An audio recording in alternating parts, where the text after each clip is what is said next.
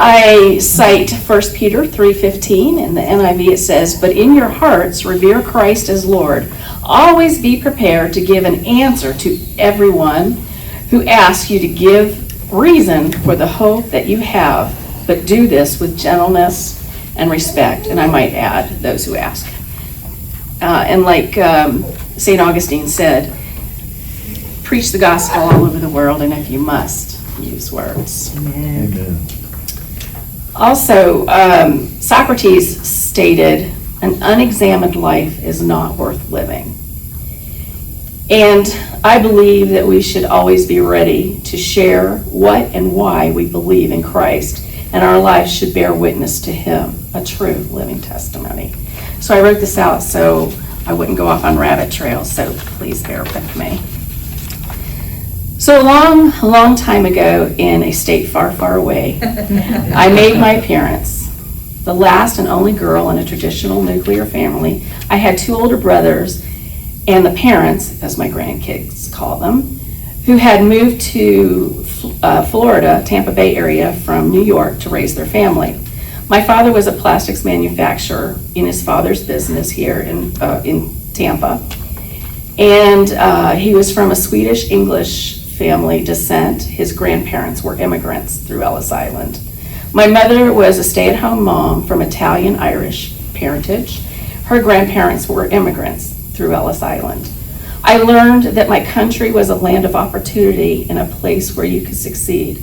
I also learned tolerance of other cultures. I just didn't know the terms for it at the time.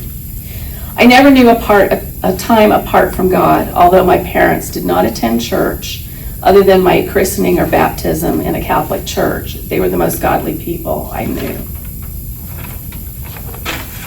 During infancy, I developed asthma from being placed on cow's milk too early. I became highly allergic to wheat, eggs, all milk products, nuts, seeds, oils, dust, grass, weeds, and animal dander. I had occasional hospitalizations and frequent lung infections and placed on antibiotics that stained my teeth permanently. I remember long days struggling to breathe in my room away from everyone. I didn't understand why I had this disease. Though money was tight, my parents were able to afford a new home on my father's income, and we moved to a middle-class subdivision. The family next door just so happened to have a daughter my age, and we became inseparable. Kathy's mom was the most loving and nurturing person I had ever met, and still is to this day. This family went to church every time the doors were open. Mrs. Cohn became my spiritual mom and mentor. Mrs. Cohn was Southern, meaning she served her family tirelessly. She had a Southern drawl that I came to love. She always shared Christ with love, sometimes verbally, but definitely through everything she did. Mrs. Cohn opened her home to the neighborhood children, and with the help of Child Evangelism Fellowship, held Bible studies, complete with flannel boards, sharing the gospel to all who were interested. I would tag along to church on Sundays and on special occasions as often as I could. I wanted to learn about God and Christ and love the Bible stories. At about 5 years old, I went to vacation Bible school at church, Northside Baptist. I heard the call to salvation and went forward to accept Jesus into my heart. By the 3rd day, the VBS adults said I didn't have to come anymore, that Jesus was in my heart to stay. I learned true and lasting peace and safety that day. Mr. Cohn, on the other hand, scared me. He was a large man who loved to hunt and was quick to physically discipline his children. I avoided him. My brother saw him torture and kill animals for fun. He had hunting dogs, and I did not understand the difference between pets and working animals. His dogs would often get tore up from hog hunting, and I watched him sew them up. I learned who was safe, my family and Mrs. Cohn, and who was not. My world changed drastically in the social context when Mr. Cohn, who became a physical therapist, decided he'd rather be married to his secretary. The divorce that followed forced my BFF and her mom and brother to move far away.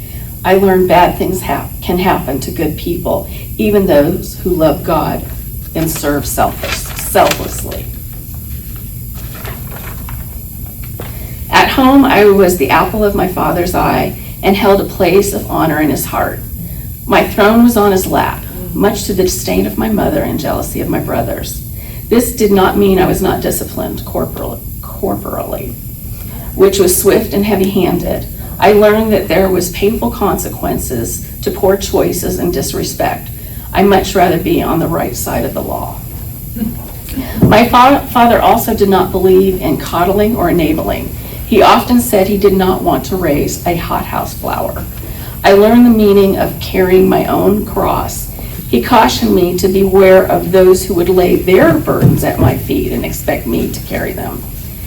At a very young age, my father told me I didn't have to call anyone ma'am or mister or sir unless I chose to. This had profound meaning to me. First, he trusted that I would treat people and had treated people with respect in general. Second, he empowered me. Respect was not an obligation, but a willing gift that I could choose to give. Third, respect was commanded and not demanded. My father was always teaching and training in wisdom. He was preparing me for life and the world. He warned me to choose friends wisely. He would say things like, birds of a feather flock together. You are known by the friends you keep. Fine feathers do not make fine birds. And show me your friends and I will show you who you are. I was not sure that I learned that lesson until much later in life. In school, I struggled in a different way. I hated it. Early report cards reflected satisfactory progress, but often stated that I was in a world of my own, gazing out the window, difficulty staying on task, daydreaming, and talking during lessons. Having started school at 4 years old, my brother had already taught me how to read, write, and tie my shoes. I was so short I had to have a block of wood under my desk to rest my feet. I was in the top reading class and learning came very easy. What I did not like was organized thought and lockstep learning. This has not changed even through my bachelor's degree. Middle school was unremarkable, unlike high school. My new best friend was very beautiful and attracted a lot of attention, especially male attention.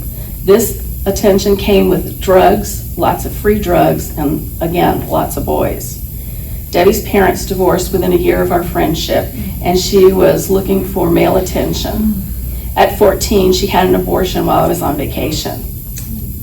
When she told me, I cried and tried to console her. I was really consoling myself. She said it wasn't a big deal. I learned that what is a big deal for me is not shared. I'm different in a lot of ways. Debbie moved away when her mom remarried. My next friend was Kim. She lived across the street from my high school.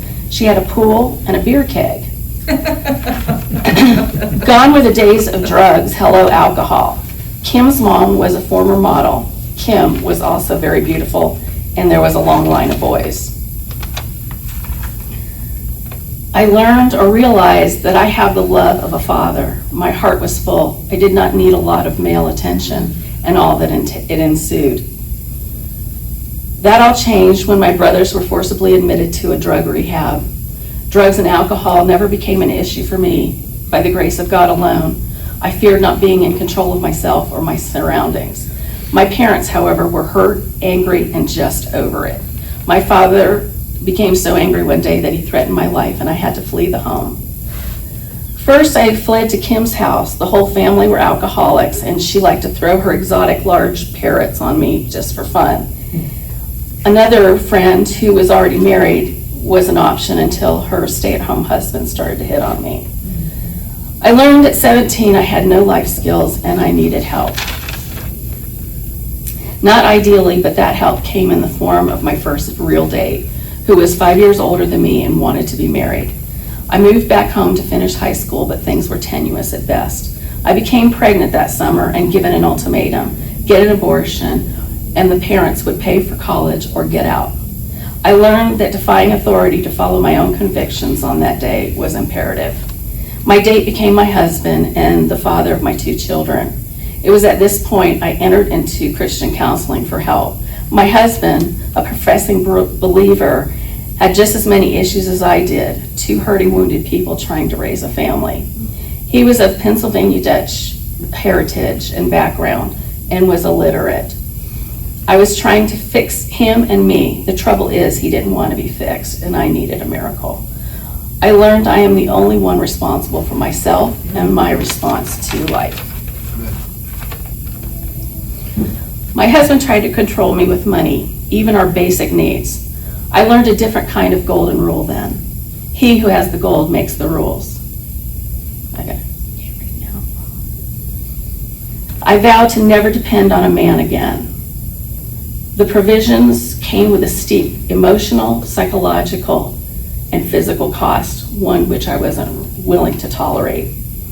When my kids went to school, I did too. I got my nursing license and soon enjoyed a sense of peace and freedom.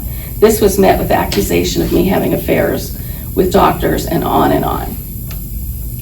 After years of arguments, separation, divorce papers, reconciliation, and discord, we did finally go through a divorce, but this was through mediation. No bitterness, anger, or ugly words. We had two very good reasons to put our selfishness and pettiness aside, our children. He got the house and everything in the house. One child with him and, oh yeah, $1 million settlement. You see, my father had given him a job and he claimed he hurt his back and sued my parents' business for $1 million and won. As an orthopedic nurse and specialist, I knew this wasn't true. I learned mercy triumphs over judgment. When I whined to the Lord that this wasn't fair, he stated, "My daughter, this is all he will have." By the way, our pastor counseled him to file for divorce first so he would be in a better position to get the most marital assets. As a single mom, life became peaceful and I enjoyed work and friendship. It was in the mid-90s and my son took it upon himself to teach me all things internet. Soon I was traversing safe Christian chat rooms and expanding my world. I stumbled upon a virtual church run by a pastor who claimed to be a prophet. Hey, weren't these the dead guys in the Old Testament? No, it was a setup by God. When I told my pastor about it, he seemed very intrigued and wanted to know more. Little did I know that he had arranged to have this pastor prophet visit. After many months of conversation, I began to hear from the Lord with increased frequency and clarity. Words of knowledge and words of wisdom began to flow, and I felt God leading me into a deep walk with him. I eventually set my affairs in order in Florida and prepared to move to California, where this pastor prophet would take me on as a ministry partner and wife. I was never warned to buckle up. Tim was the pastor of a church across from Sunset Boulevard, known as the Sunset Strip in downtown LA. His primary ministry, though, was a traveling prophet all over the country.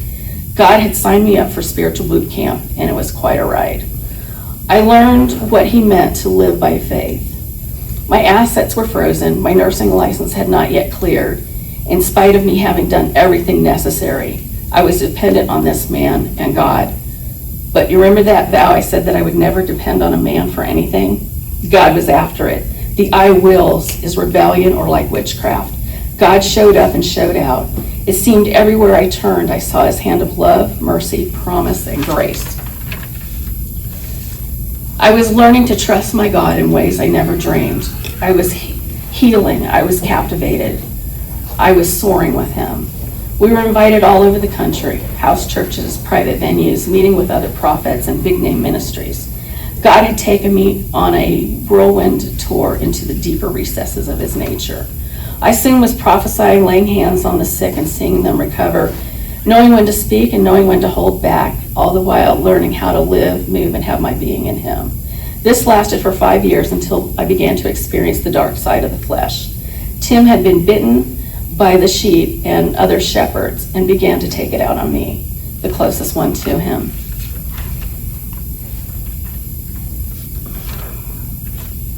In spite of prayer, help from our pastor that married us, things did not change. Once is a mistake, twice is a habit. I learned that loving someone does not mean that I stopped loving myself. We parted ways. I could not be married to someone who beat the sheep. I never stopped supporting this man or ministry, even when he remarried and eventually passed. I learned that the gift does not validate the man, and the man does not validate the gift. After ministry, I returned to nursing, where I asked God, "What now?" And he said, "Mend my sheep," followed by an open vision of what that looked like. I was to nurse the nurses, which I did until recently when I retired to take care of my mom, who passed away last year. My mom had a wonderful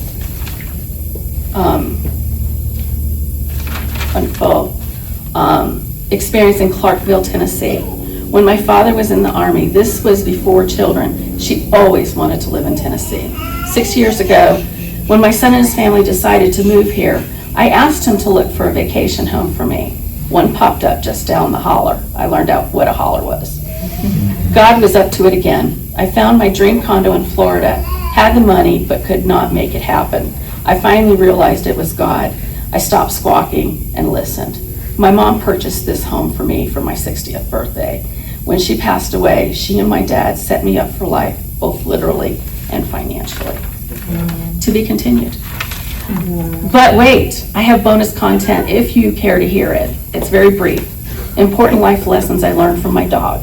It's up to you. Come on. Get that biz. On a walk with the master's lead is better than running wild without him. Amen. When you are glad to see someone, wag your tail and tell them. When you're sorry, truly sorry, humbly hang your head and do your best to never reoffend. True contentment comes from hanging with your pack. If you value someone, be willing to protect them earnestly. Don't try to fake it. Your tail will always give you away in the end. Let your bark be worse than your bite when you become angry. There is joy simply basking in the S-O-N. Amen. Never lose a sense of adventure in God's creation. Yes. Avoid those who always seem to be growling and barking at something or someone. You can't run with the big dogs when you pee like a puppy. Always be committed to personal growth and responsibility. Always take your cues from the master. He is the only one who really has your back and the only one you really have to please. Amen. Amen.